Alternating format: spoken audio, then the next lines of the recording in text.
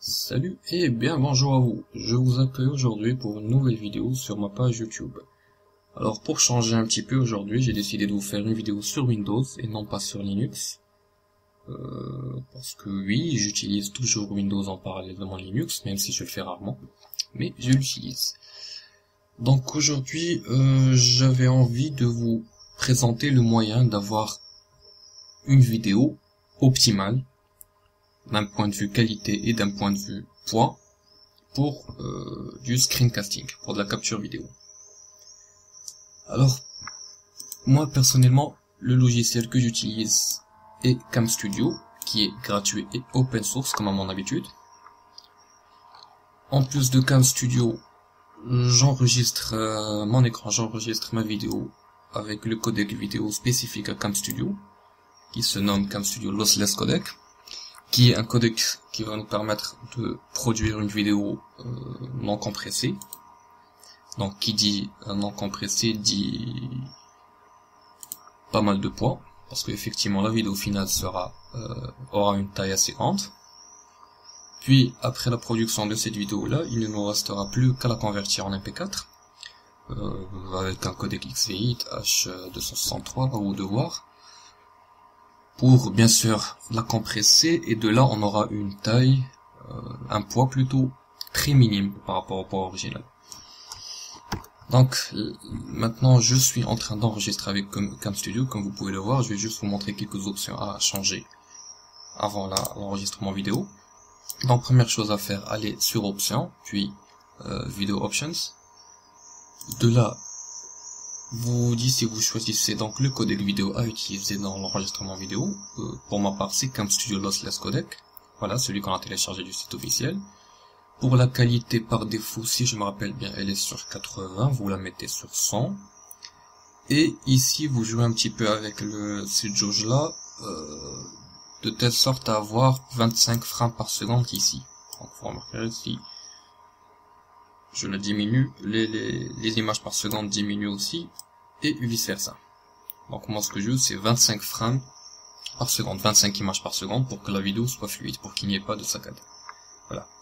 Après avoir fait ça, bon, ce sont les paramètres les plus essentiels.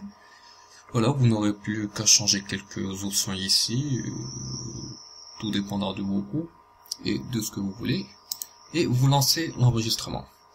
Donc à titre d'exemple, voilà, vu que maintenant j'enregistre une vidéo, je ne peux malheureusement pas ouvrir une nouvelle session de CamStudio pour vous montrer un exemple. Donc j'y ai pensé avant, j'ai fait une petite vidéo, j'en ai le son qui est pourri, j'ai fait une petite vidéo justement avec CamStudio auparavant. Donc la vidéo dure 1 minute et 15 secondes et a un poids de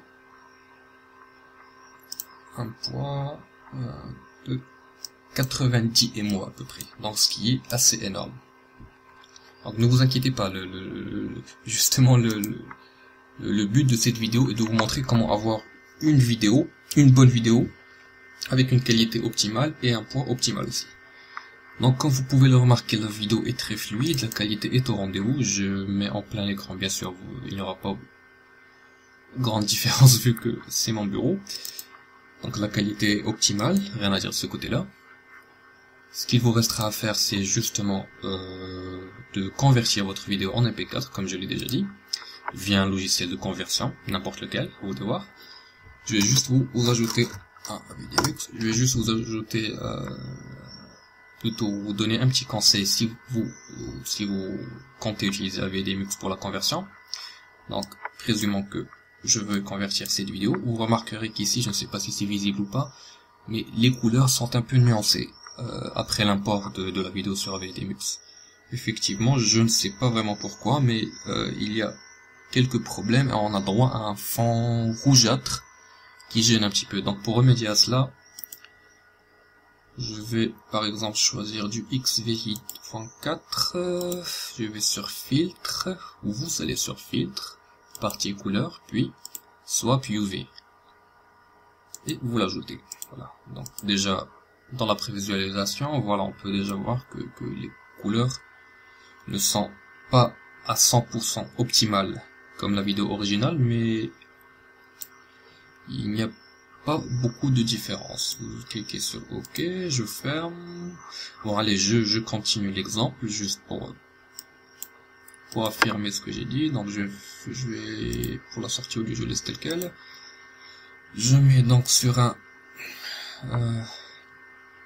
comment ça s'appelle déjà?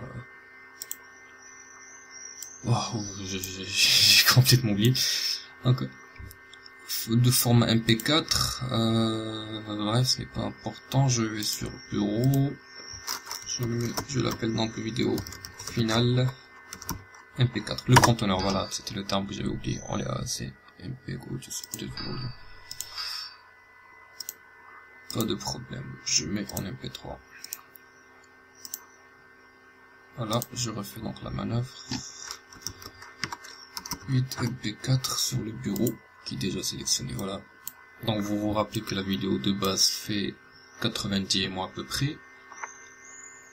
Là, on va voir combien est-ce que la nouvelle vidéo va faire.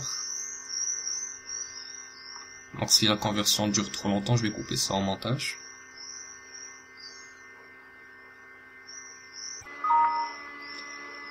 Voilà, donc la vidéo a été convertie avec succès. On va juste voir premièrement le poids de la vidéo en Zemo. La vidéo originale faisait 90 mois à peu près, c'est-à-dire que là on a à peu près division par 10, c'est beaucoup. Imaginez ce rapport-là pour une vidéo qui pèse 1 giga par exemple, et au final, après conversion, on aura vers les 120-130 MB. Donc voilà la vidéo finale en MP4. La qualité reste exactement la même. Voilà.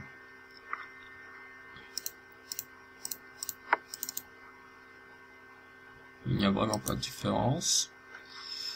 Donc voilà, c'est tout ce que je voulais vous montrer dans cette vidéo. C'est le moyen que j'utilise moi personnellement pour faire du screencasting. Bon, pour Linux c'est différent. Si vous êtes intéressé du comment et du pourquoi sur Linux, vous m'envoyez un message privé ou bien vous écrivez ça dans la section des commentaires. Je me ferai un plaisir de vous faire une autre vidéo sur la procédure sur Linux, si cela vous intéresse bien sûr. Voilà, je vous dis donc à très bientôt, merci beaucoup d'avoir regardé cette vidéo, salut!